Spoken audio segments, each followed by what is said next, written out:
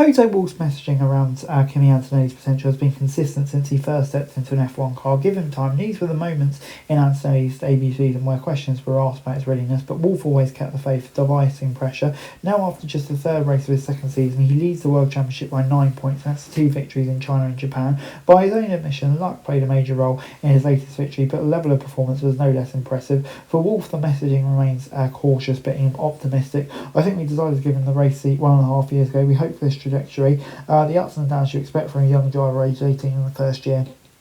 And eventually by the second year the success will materialise, and I think that's happening. Now we could have predicted 2 wins out of the 3 races at the beginning of the year for Kimi. No, but he was quick when it mattered. This luck was on his side, but I think all of that contributed to him for this consecutive victory. Within the opening meets of Sunday's race at Suzuka, Antonelli's youthful enthusiasm appeared to throw away a shot at victory as he botched his start from pole by releasing the clutch too quickly. The rear tyres of the Mercedes spun wildly when the lights went out, and he was passed by 5 of his rivals as he smoked his way down to the first corner. George Russell made a poor start of his own because he appeared to have some training brake pressure away from the line, dropped from second to fourth as the sharp end of the peak reached turn 1.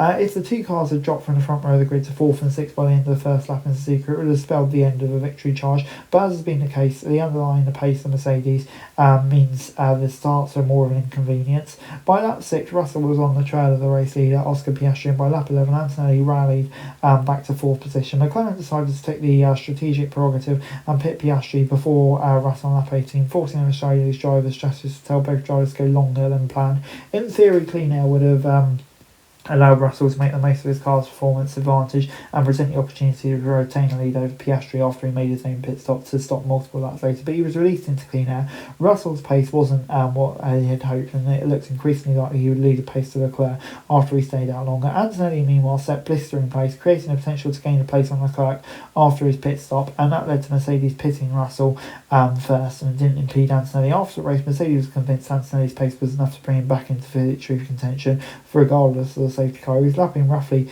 5 tenths quicker than Russell before the pit stops on lap 21 and was the fastest driver on track despite having the oldest tyres.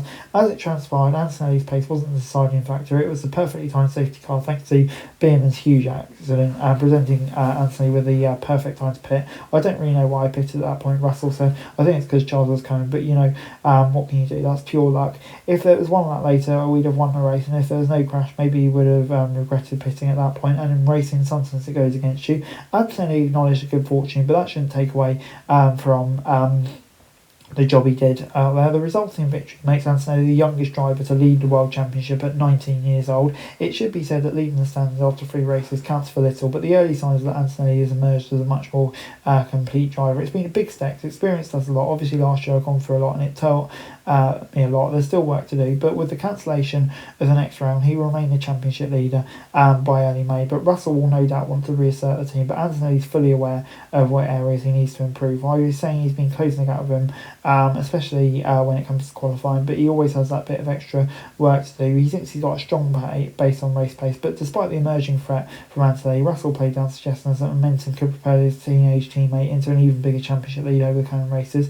Russell's not concerned though, saying that pointing out the luck and how it turns out, but Russell's experience will still make him the favourite at this stage of the season, but the title battle sure looks more interesting than it did a few weeks back. Anyway guys, that's it for this video. Thanks very much for watching. Remember to like, share and subscribe. Follow us on our socials, link in the description below for daily F1 news, meme and content. Subscribe to our other channels on screen right now, that'd be greatly appreciated. Thanks very much for watching. Peace out.